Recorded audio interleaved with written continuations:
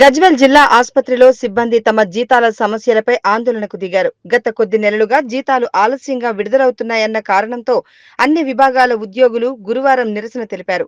ఈ కార్యక్రమంలో medical officer doctor సంధ్య, nursing superintendent శ్రీమతి సువర్ణ, శ్రీమతి Swarupa Rani, senior nursing ఆఫీసర్లు ఉమా, ఉస్మా, జగదాంబ, వకుల, వీణా, రోజ్లిన్, నర్సింగ్ ఆఫీసర్లు రజిత, షాహీన్, స్వాతి, గౌతమ్, హెల్త్ ఇన్స్పెక్టర్ లక్ష్మమ్మ, ఫార్మాసిస్టులు హెబ్సిబా, శశిప్రియ, సువర్ణ, అలాగే ల్యాబ్ టెక్నీషియన్లు రచన, రమేష్, ఎంఎన్ఓలు పాల్గొన్నారు.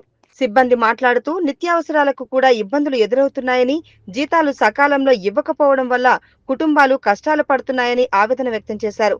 అధికారులు సమస్యపై తక్షణ చర్యలు తీసుకోవాలని వారు కోరారు.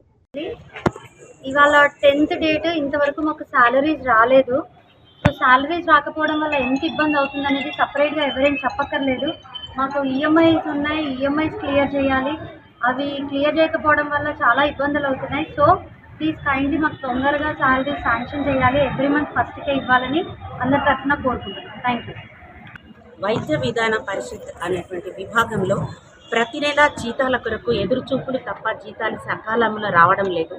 మేము చాలా సమస్యలను ఎదుర్కొంటున్నాము. కుటుంబ పరంగా, ఇటు మేము చేసేటువంటి ఉద్యోగంలో కూడా, వృత్తిపరంగా కూడా ఎంత సర్వీస్ చేస్తున్నా కానీ మాకు జీతాలు రానందువల్ల మేము బ్యాంకులో కూడా మేనేజర్స్ తోటి కానీ సిబిల్ స్కోర్స్ పోయి, చెక్ బౌన్స్ అయిపోయి, ఈఎంఐ సకాలంలో కట్టలేక, మాకు వేరే ఇతరత్ర లోన్స్ రాక చాలా సమస్యలను ఎదుర్కొంటున్నాము.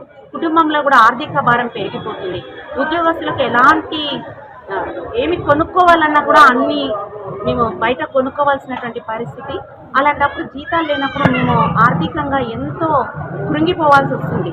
దయచేసి ఇది గమనించి మాకు సకాలంలో అందరిలాగే కేవలం వైద్య విధాన పరిషత్ విభాగంలోనే సకాలంలో నెలకు ఎప్పుడొస్తుందో కూడా తెలియనటువంటి పరిస్థితి.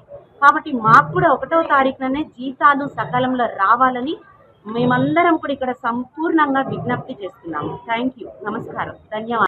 అంటే ఓన్లీ నర్సింగ్ స్టాఫ్ కాదు, ఫార్మసిస్టులు, డాక్టర్లు, క్లాస్ 4 తదితర విభాగాల్లో పనిచేసినటువంటి ల్యాబ్ టెక్నీషియన్స్, ఇది అందరికీ చెందినటువంటి సమస్య. కావున దీన్ని వెంటనే పరిష్కరించాలని మేమందరం కూడా ఈరోజు మా సమస్యను తెలియపరచడానికి బయటికి రావాల్సి వచ్చింది.